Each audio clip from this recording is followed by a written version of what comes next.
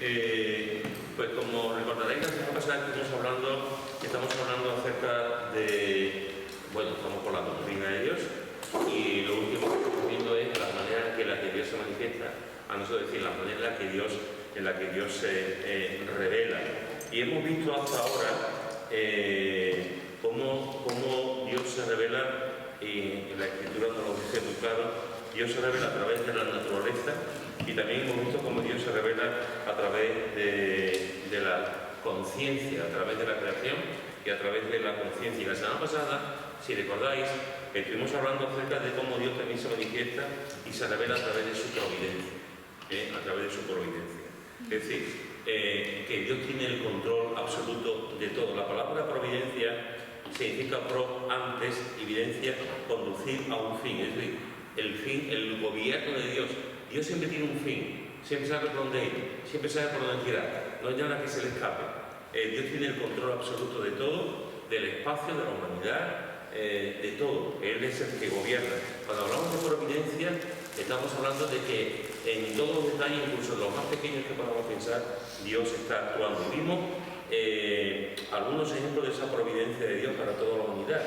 Y vimos en Mateo, en el capítulo 5, cómo Él da la lluvia y el sol a todo el mundo, no solamente a sus hijos, sino a todo el mundo. Vimos también en Hechos capítulo 14 y en el capítulo 17, vimos cómo también Él da no solamente la lluvia, sino que da alimentos y alegría. La alegría viene de Dios, y cómo el Dios también da alimento a todo el mundo y la alegría. Y vimos también en Daniel, en el capítulo 2, en el versículo 21, cómo Él quita y pone reyes. Los reyes no son conscientes de eso, pero el que quita y el que pone, no solamente los reyes, sino en cualquier cosa, es Dios. Y lo último que vimos, si recordáis, también es que vimos que Dios lo controla todo. Vimos un pasaje de Mateo 10.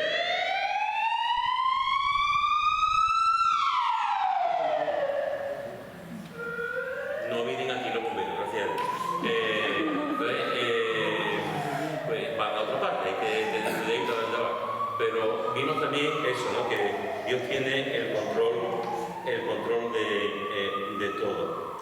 Y otra de las cosas, porque no acabamos el tema de la providencia, y cuando si empezamos a estudiar la providencia podemos llevar mucho tiempo, pero me gustaría que siguiéramos en el día de hoy con algún otro aspecto de la providencia de Dios, cómo Dios se manifiesta, cómo Dios se revela, en una cosa que también es muy importante. Mirad lo que dice en Proverbios capítulo 16, versículo 9.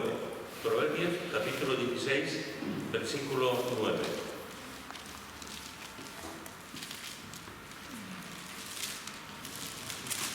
Proverbios capítulo 16, versículo 9. Si no tengo, lo puede leer. El corazón de hombre piensa su camino, mas Jehová endereza sus pasos. Este es un texto muy interesante y muy sabio, muy profundo. El corazón del hombre piensa su camino, mas Jehová endereza sus pasos. Otra de las maneras en las que vemos la providencia de Dios es que Él endereza los pasos del hombre. Él endereza los pasos del hombre. Hay un comentarista que comentando este texto dice: como personas racionales pensamos, consultamos, actuamos libremente. Somos personas dependientes y el Señor ejerce su propio poder al permitir, anular o promover nuestras acciones.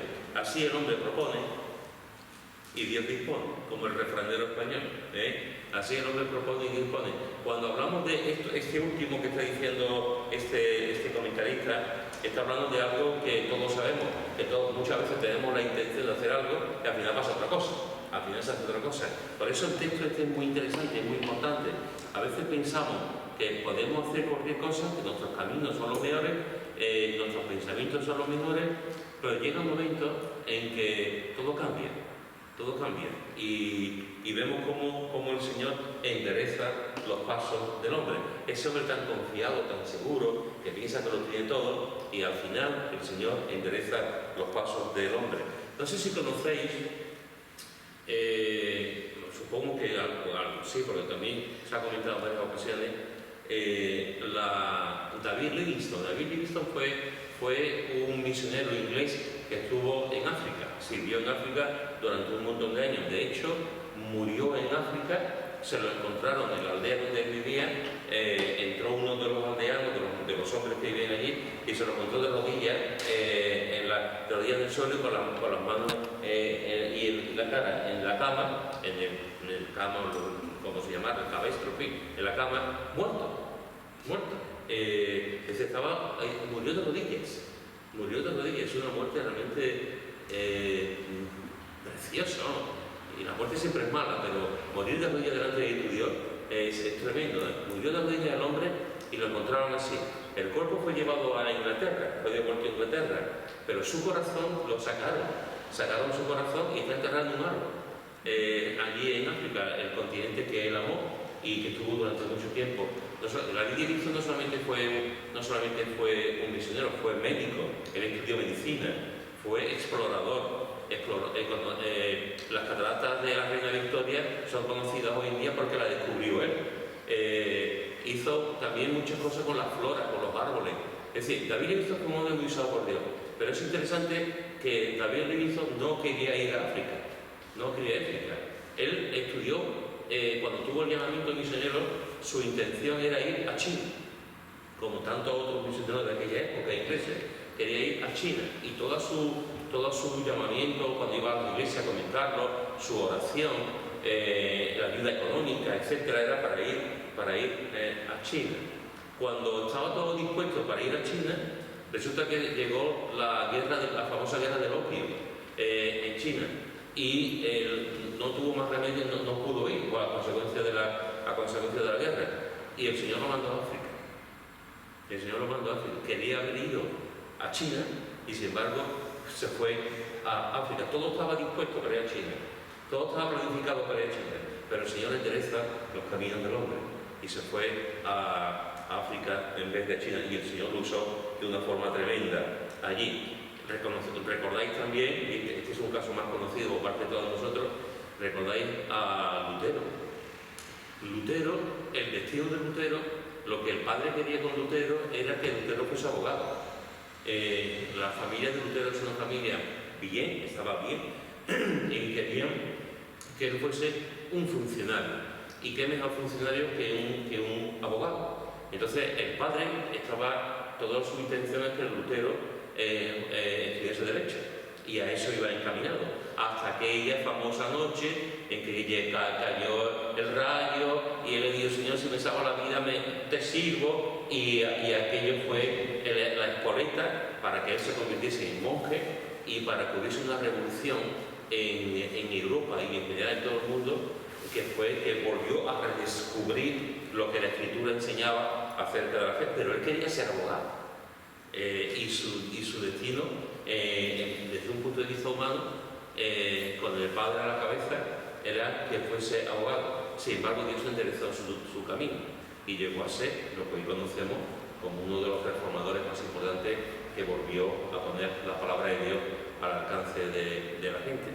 Él pensaba hacer, su familia tenía previsto una cosa, pero al final el Señor enderezó sus pasos. Y esto pasa continuamente. Quiero recordar, Lara, que en cierta ocasión, hace ya años, hablando contigo, no sé, ya no me entiendo un poco, no sé si era tú pero tú, si no recuerdo mal, me comentaste que cuando estabas estudiando la obra misionera, tú estabas pensando en ir a Venezuela. ¿Y qué pasó? Que claro, que iba a dar clase en un colegio ahí en Venezuela donde había estado antes, y cuando empecé de verdad de moverme, ya aceptado por la misión, y se cerró el colegio. ¿Y estaba todo destinado para ir a Venezuela? Sí. Si hubiese ido a Venezuela, Dios lo hubiera bendecido, pero nosotros no lo hubiéramos conocido. Ni las cosas que está ella haciendo la obra aquí en España. Dios endereza los caminos del hombre. El hombre tiene un propósito, el hombre tiene un plan, el hombre hace cosas, pero al final Dios interviene en su providencia. Y donde yo iba para allá, al final voy para acá, porque Dios es el que está en el tablero, es el que gobierna. Y eso nos debe también dar mucha paz, sabiendo que aunque yo pueda tener una iniciativa y pueda planificar o pueda pensar, al final siempre es Dios el que va por delante. Hemos visto tres ejemplos: el ejemplo de David Livingstone, el ejemplo de Lutero, el ejemplo de la misma Lara. ¿Conocéis o habéis vivido alguno de vosotros en vuestra propia carne esto que estamos hablando? De pensar en algo determinado y Dios lo hizo totalmente diferente. Yo conozco a Donat quería quedarse en pueblo. Él buscaba mucho España para quedarse y él no se quería ir a América. Y un ejemplo al revés también conozco yo, el mío. Y se fue hasta en 3 meses y volver, y dejó pagando la casa porque él quería volver. Y sin embargo el Señor rodeó la cosa que tuvo que quedar allí y ya no pudo ir. Pero él quería venirse, él no quería quedarse allí. Y el mío en todo lo contrario. Yo pensaba que jamás pondría mis pies en un avión. Y el Señor fue haciendo boom, boom, boom, boom, boom. Y yo estaba yo allí con mi mujer y Liz y Luan, camino a América en el avión. Toma ya. ¿De cuántas veces me pegó el Señor esos cambiazos? El primer toque, porque ya me había dicho David Bon, me había invitado a ir a América. América, ni mijita, nada. Juan ni Maye, igual, nada. Debbie, igual, nada. No, y no, y no. Y por detrás estaba el avión. Y ahora estando allí en la playa en Sanlúcar de Barrameda, viene Liz y Luan, los cuartos ya, que tienes que venir a Estados Unidos. Esto ya, aquí algo raro. Total, para no hacerlo más largo. A través de la palabra, a través de los creyentes, a través de los incrédulos y a través del sueño, y yo de sueño y de gozada, ni mi hijita.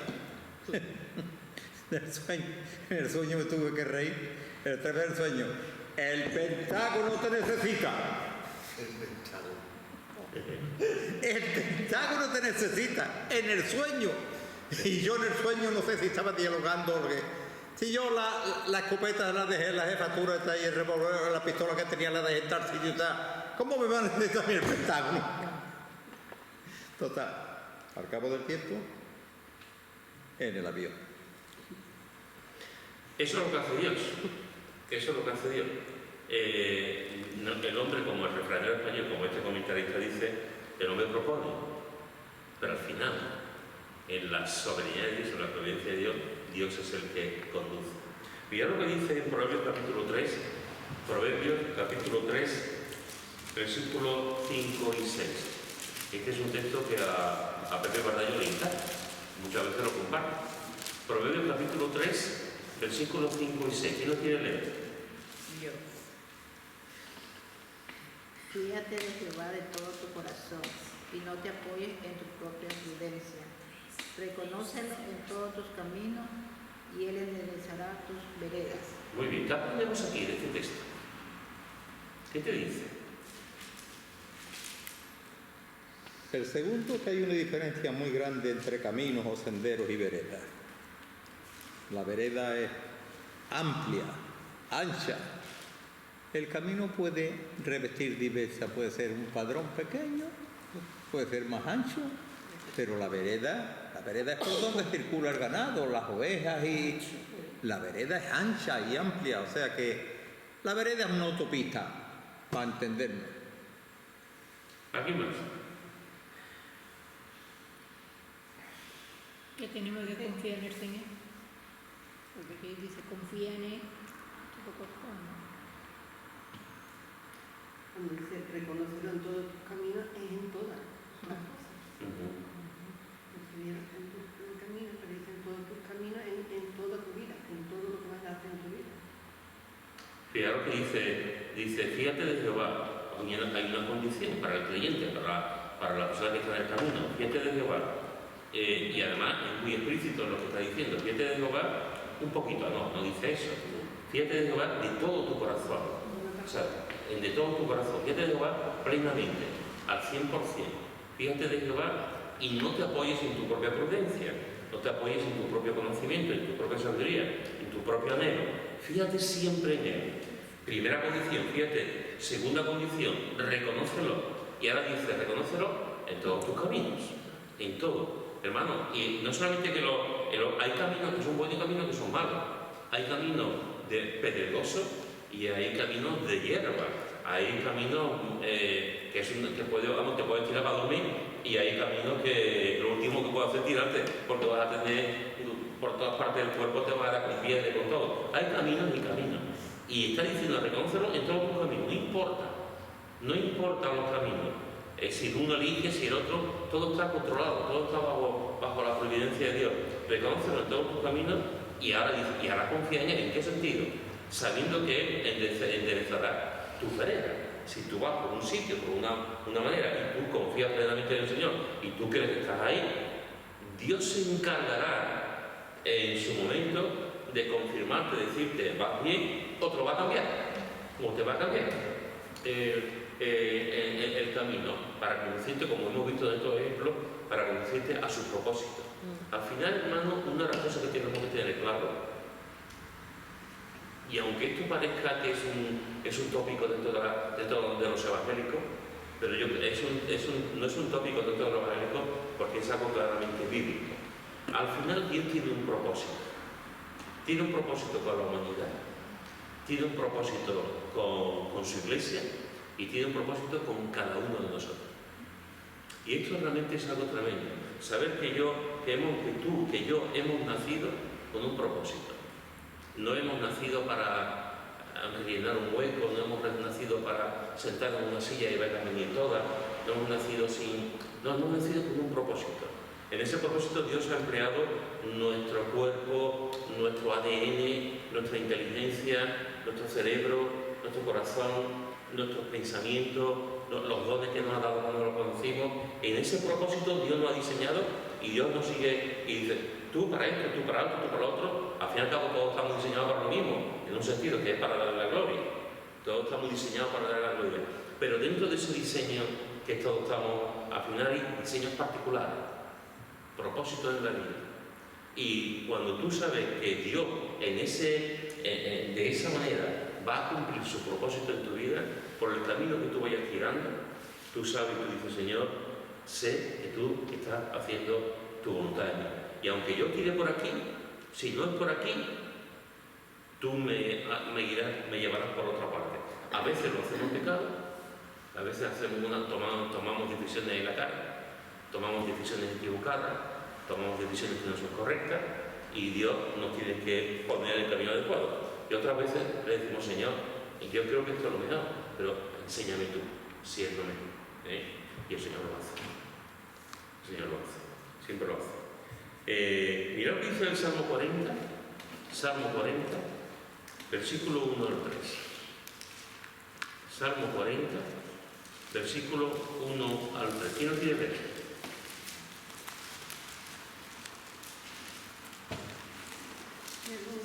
Sí.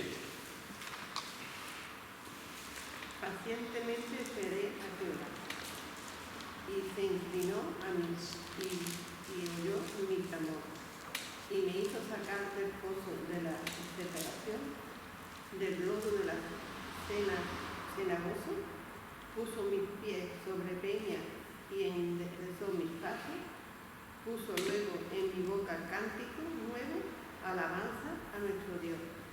Verá esto mucho y temerán y confiarán en Jehová. ¿Qué aprendemos aquí de lo que estamos hablando? De cómo Dios endereza nuestros pasos. ¿Qué aprendemos aquí de este ejemplo de David? Que tenemos que tener paciencia.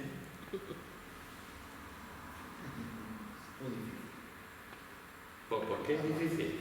¿Por qué? Porque aquí somos todos pacientes. Es lo mismo que tenemos, la paciencia es lo mismo que tenemos. De momento.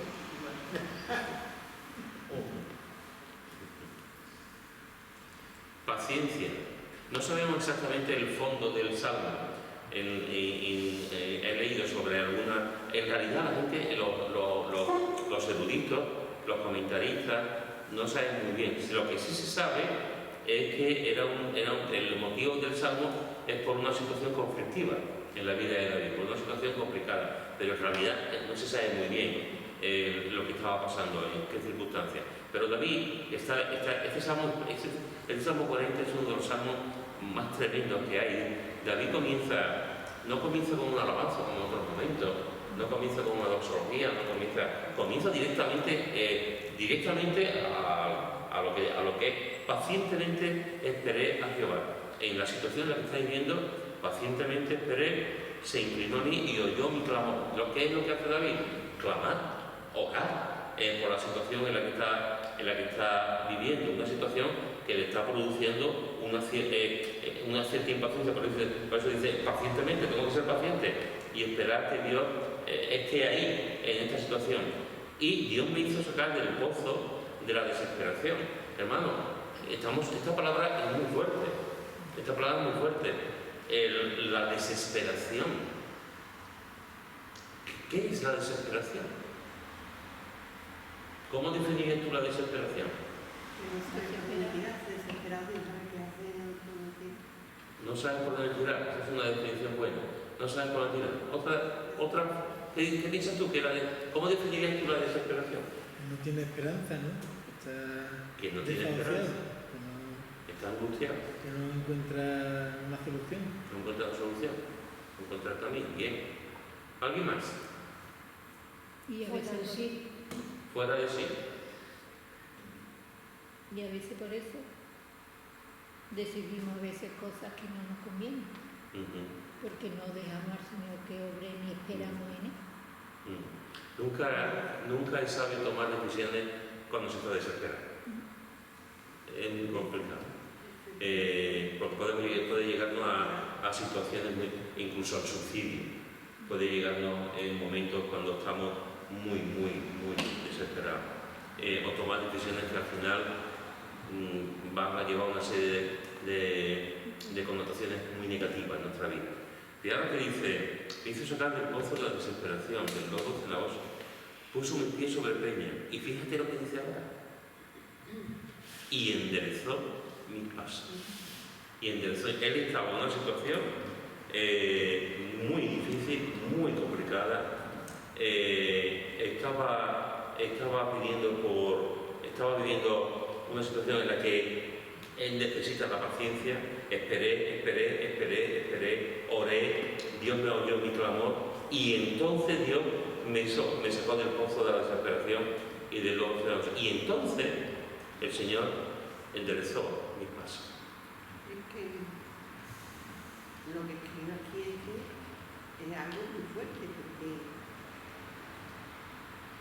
lo sacó del pozo de la desesperación, que estaba desesperado y lo despertó, como que estaba en un pozo y no puede salir.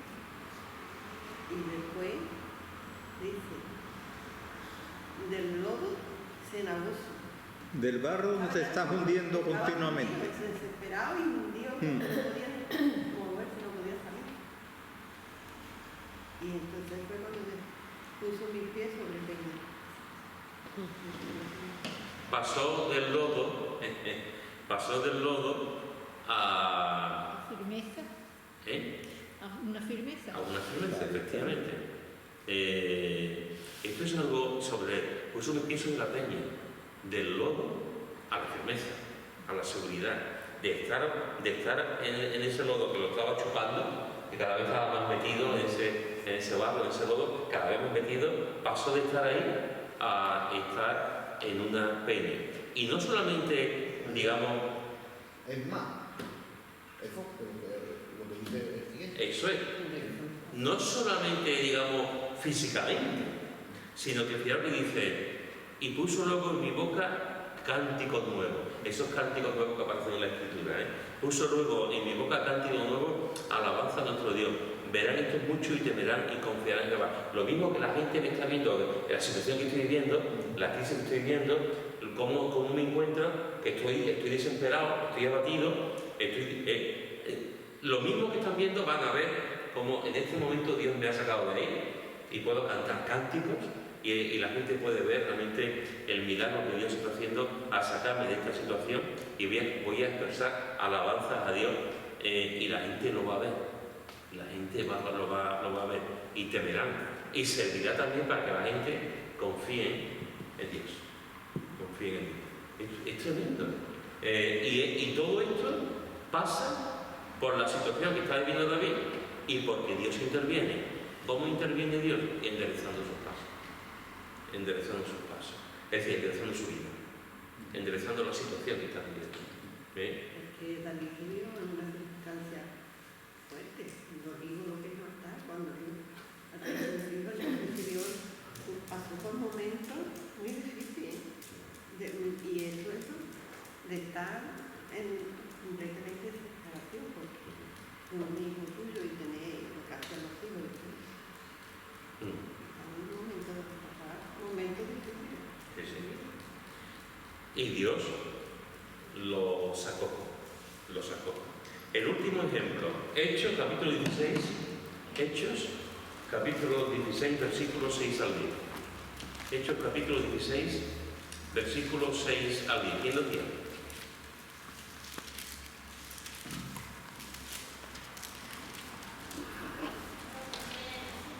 ¿16 cuál?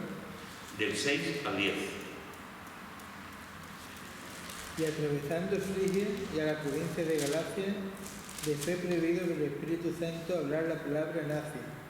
Y cuando llegaron a Misia, intentaron ir a Bitinia, pero el Espíritu no se lo permitió. Y pasando junto a Misia, descendieron a Troas, y se le mostró a Pablo una visión de noche. Un varón macedonio estaba en pie, rogándole y diciéndole: pasa a Macedonia y ayúdanos. Cuando vio la visión, enseguida procuramos partir para Macedonia, dando por cierto que Dios nos llamaba para que nos anunciásemos el Evangelio. Muy bien. ¿Qué encontramos aquí acerca de la providencia de Dios?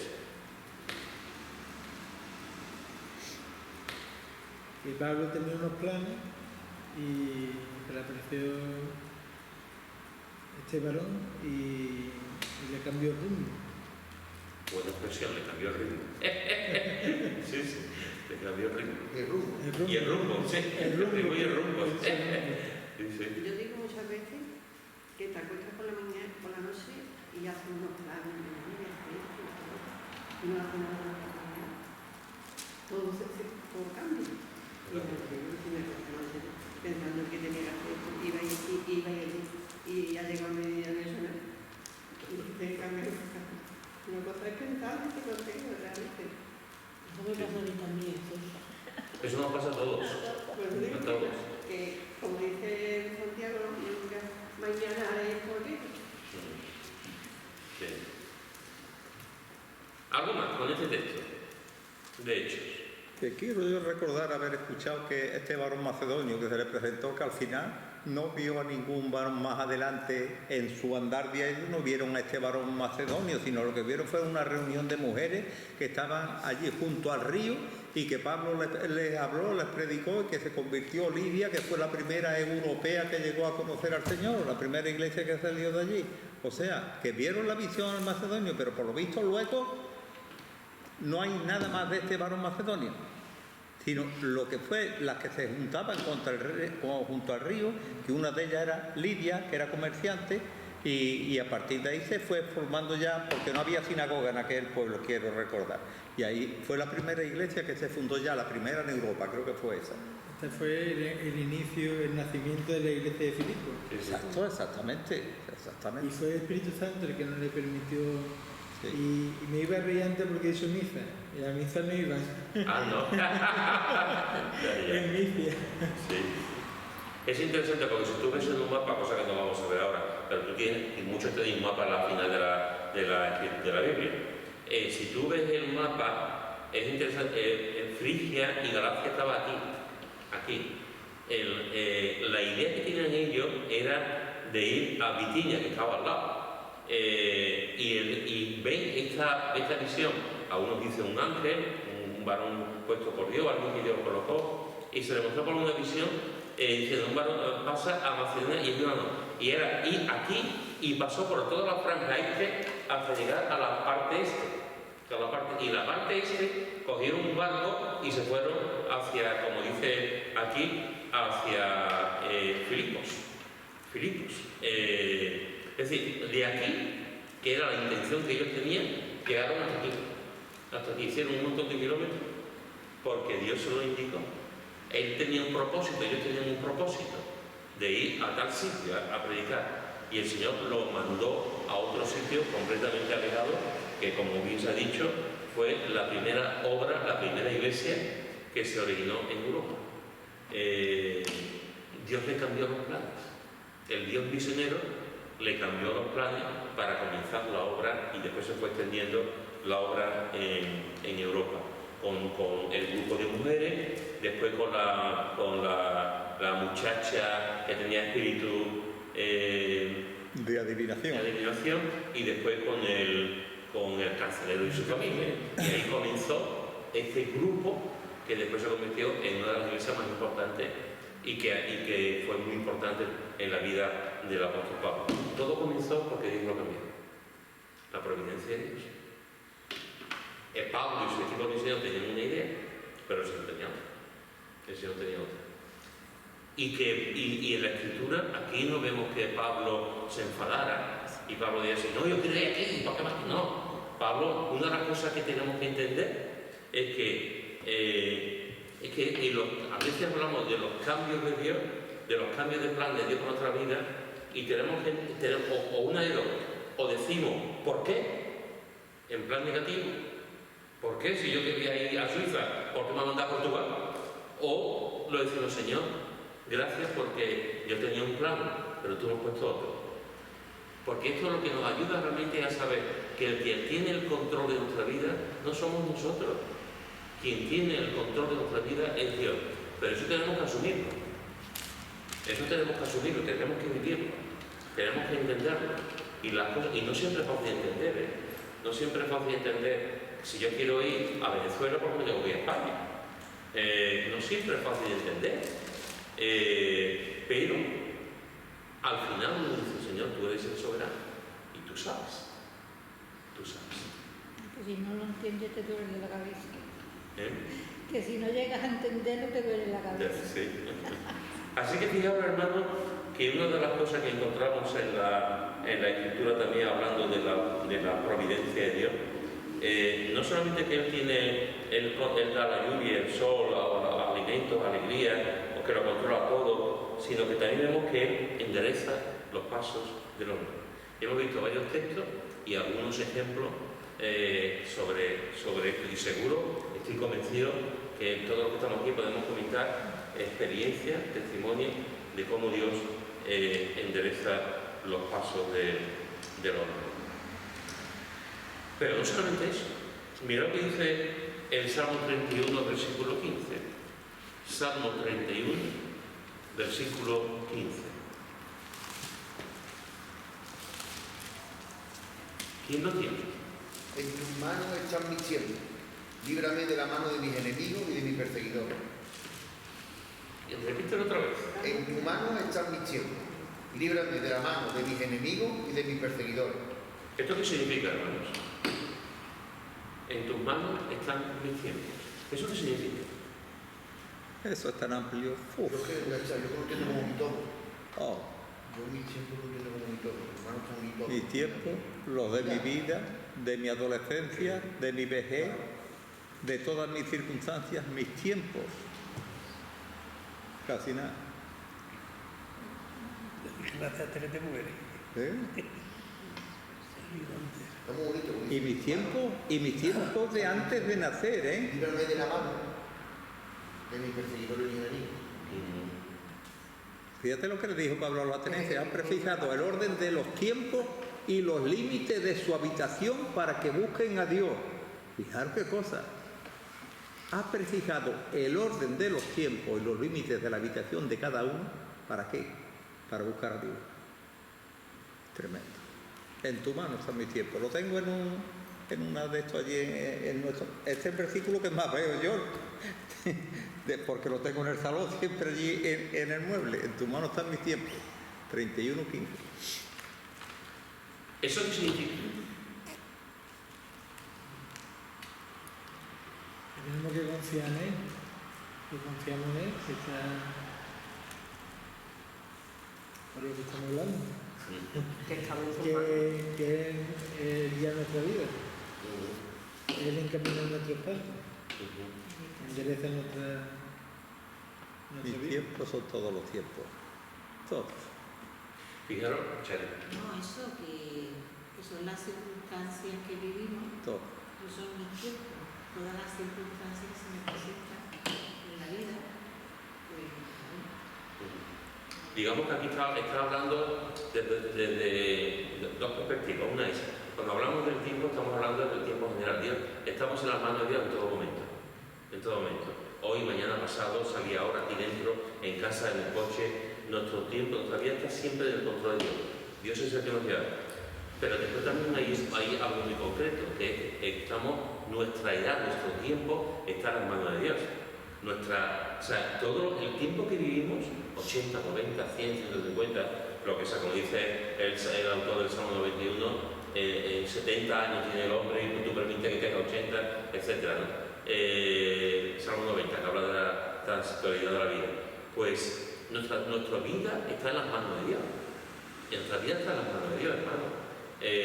Pero eso significa no solamente que yo tengo que hacer un buen uso de la vida que Dios me da, sino que tengo que estar contento, como decía él, tengo que estar también, saber y vivir y disfrutar de los diversos tiempos que compone la vida. De los diversos tiempos que compone la vida. La vida se va en etapas. Eso es. Una etapa. Hay etapas donde somos bebés, somos pequeñitos, somos jovencitos, disfrutamos de la juventud, de la adolescencia. Después está la etapa de cierta madurez, nos casamos, disfrutamos de la familia. Después vienen los hijos, disfrutamos de los hijos.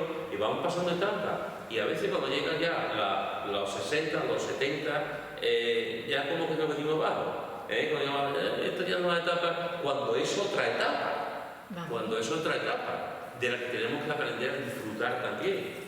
Y pensamos que tenemos que disfrutar solamente de los años, entre los 20 y los 40 años, los 50, pero es que la vida, nuestra vida está en las manos de Dios. Y Dios sabe los años que vamos a vivir. Nosotros no. Sería terrible, que yo supiera el día que voy a morir. Y espero no callaré. Se va a morir el 24 de octubre del 2029.